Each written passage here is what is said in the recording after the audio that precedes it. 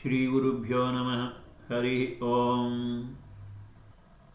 భాగవతాంతర్గత శ్రీ విష్ణు సహస్రనామ వ్యాఖ్యాన గ్రంథము శ్రీ మహాకృతమజ్జనము వృషాకపి ఘట్టమునందలి 195వ నామము సుతపా. ఈ నామాన్ని స్మరించుకునే ముందు నామానికి సంబంధించిన శ్లోకాన్ని ఒకసారి మననం చేసుకుందాం. మరీచిర్దమనోహంసః సుపర్ణో భుజగోత్తమః హిరణ్యనాభః సుతపాః పద్మనాభః ప్రజాపతిః. సుతపాః శ్రీ శంకర భాష్యానుసారము బదరికాశ్రమే నరనారాయణ రూపేణ శోభనం తపశ్చరతి ఇది సుతపాః. మనసిశ్చేంద్రియాణాంచ హ్యైకాగ్ర్యం పరమం తపః ఇది స్మృతేః. మనస్సునకును ఇంద్రియములకును ఏకాగ్రతయే ఉత్తమమైన తపస్సు అనబడును. విశ్వకళ్యాణమునకే నరనారాయణులు ఇరువురు బదరికాశ్రమమున గొప్ప తపమాచరించిరి. అందుచే వారిని సుతపా అని. పోతన భాగవతం 4వ స్కందంలో స్వయంభోమనువు తన కుమార్తెలలో మూర్తి అను ఆమెను ధర్మరాజు అని వారికి ఇచ్చాను. వారికి సకల కళ్యాణ గుణోత్పత్తి స్థానభూతులకు నరనారాయణులను ఋషులు ఇద్దరు సంభవించిరి అని. అదేవిధంగా గణుతింపగ నరనారాయణులన ధర్మునకునుదయమందిరి దాక్షాయణి అయిన మూర్తి వలనన్ ప్రణుత గుణోత్తరులు పరమ పావనమూర్తుల్ అని ద్వితీయ స్కంధంలో కలదు. ఆ పరమ పావనులు బదరికావనమునకు పోయి నిశ్చల తపస్సులు అని మగ్నులైరి. ఇంద్రుడు వారి తపోభంగము చేయుటకు అప్సరసలను పంపెను. వారి హావభావములను చూచిన నరనారాయణుడు ఏమాత్రమూ చెలించలేదు, కామానికి లోను కాలేదు. నిశ్చింతులై నిర్మోహులై నిరతిశయమైన నిశ్చల ధ్యానంతో మహాతపస్సులో నిమగ్నులై ఉన్నారు. కోపం తమ తపస్సులకు లోపం కలిగించునని ఎరిగిన వారొకటచే వారిపై ఏమాత్రమూ కోపం చూపలేదు. నారాయణుడు ఊరు తొడను చేరగా అందుండి ఊర్వశీ మొదలైన అప్సర స్త్రీలు పుట్టుకొచ్చిరి. వారిని చూచిన దేవకాంతలు సిగ్గుపడి సంకల్పమాత్రమున సృష్టి స్థితి లయములు చేయగలిగిన ఆ నరనారాయణుల తపస్సును భంగము గావించలేకపోయేది. అట్టి నరనారాయణావతారంబు జగత్పావనంపై విలసిల్లే. శ్రీమదాంధ్ర మహాభారతం అరణ్య పర్వంలో ఒకప్పుడు అర్జునుడు కిరాత రూపంలోనున్న పరమశివునితో యుద్ధము చేసెను. తదుపరి శివుడని తెలుసుకొని క్షమాపణ వేడుకొనను. అప్పుడు అప్పార్థున్ కరుణారసప్రీతి విలోకనామృతం మన సంతర్పితం చేసి నగుచూ ఈశ్వరుండు వాని చేయి పట్టుకొని, ధనంజయ, నీ చేసిన వ్యతిక్రమంబు క్షమించితి. అతి మానుషంబైన నీ పరాక్రమంబునకు మెచ్చితి. పూర్వజన్మంబున నీవు నరుండను దేవర్షివి, నారాయణ సఖుండవు. నరనారాయణులనంగా మీరిద్దరూ బదరికావనంబున అనేకాయత వర్షంబులు తపంబు చేసిన మహావీర్యవంతులరు.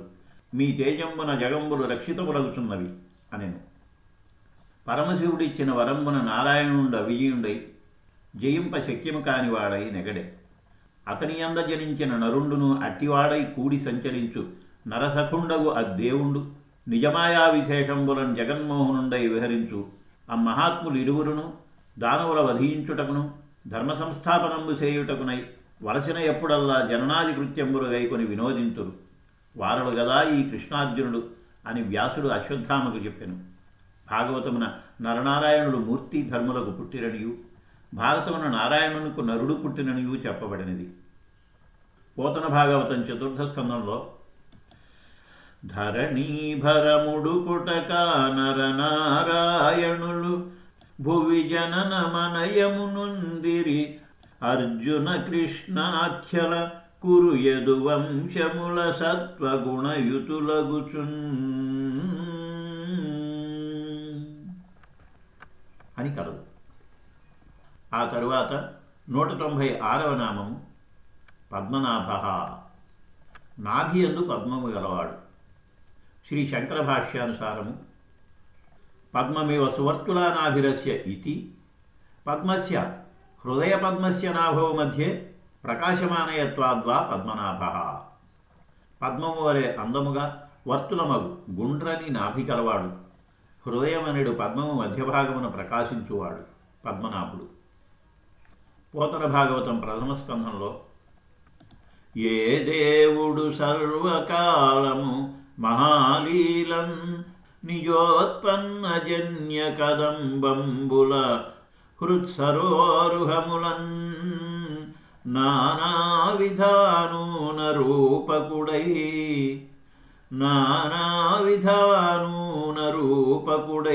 ఒప్పుచునుండు అట్టి హరినే ప్రార్థింతు శుద్ధుండనై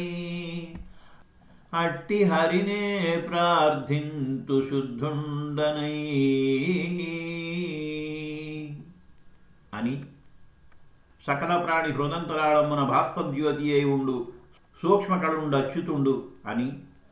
అదేవిధంగా దశమస్కంధం పూర్వార్ధంలో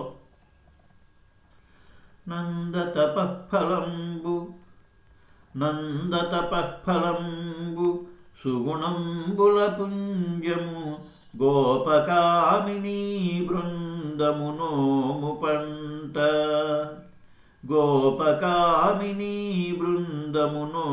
పంట సిరివిందు దయాంబుధి యోగి బృందముల్డెందములందు కోరెడు కడింది నిధానము చేరవచ్చే ఓ సుందరులార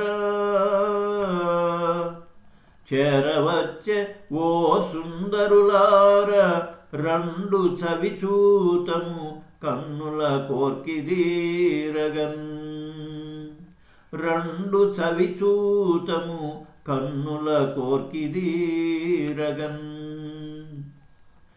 అని చెప్పబడింది. అదేవిధంగా పోతన భాగవతం నవమస్కంధంలో కలశం సంగములెల్లబాసి నియతిన్ ఖడ్వాంగుడు అశ్రాంతమై కలదయ్యున్ మరి మీదలేదనిడిదై కళ్యాణమై ఆత్మలో తలపన్ పల్కగరానిదై పరమమై తత్వజ్ఞులూహించి హృజ్జలజాతంబుల వాసుదేవుడని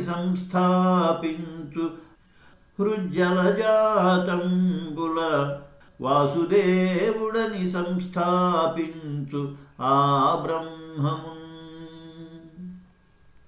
అని శ్రీమన్నారాయణుని పద్మనాభునిగా వర్ణించడం జరిగింది. శ్రీమదాంధ్ర మహాభారతంలో కూడా హృదయ సరసిరుపా మధుపాస్పద విహృతి విశేష, హృదయ పద్మంలో మధురస్థానంలో విహారక్రీడతో విలసిల్లువాడా అని కీర్తించినారు. హృదయ కేంద్రం పరమస్థానం.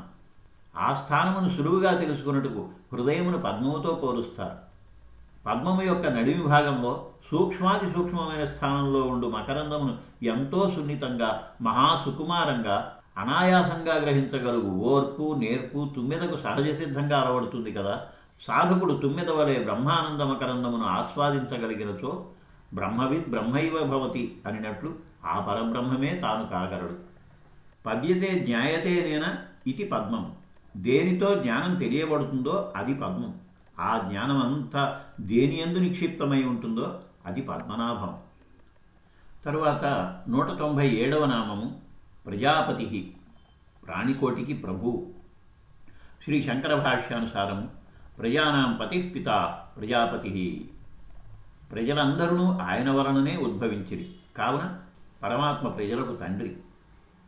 పోతన భాగవతం ప్రథమ స్కంధంలో తండ్రులకెల్ల తండ్రి యగుధాతకు తండ్రి విదేవా, తండ్రులకెల్ల తండ్రి యగుధాతకు తండ్రి విదేవా, నీవు మా తండ్రివి తల్లివిన్ పతివి దైవమవున్ సఖివిన్ గురుండవు. ఏ తండ్రులు నీ క్రియన్ ప్రజల ధన్యుల చేసిరి వేల్పులైన ఓ తండ్రి భవన్ముఖాంబుజము ధన్యతగా నరుమా విధంబునన్.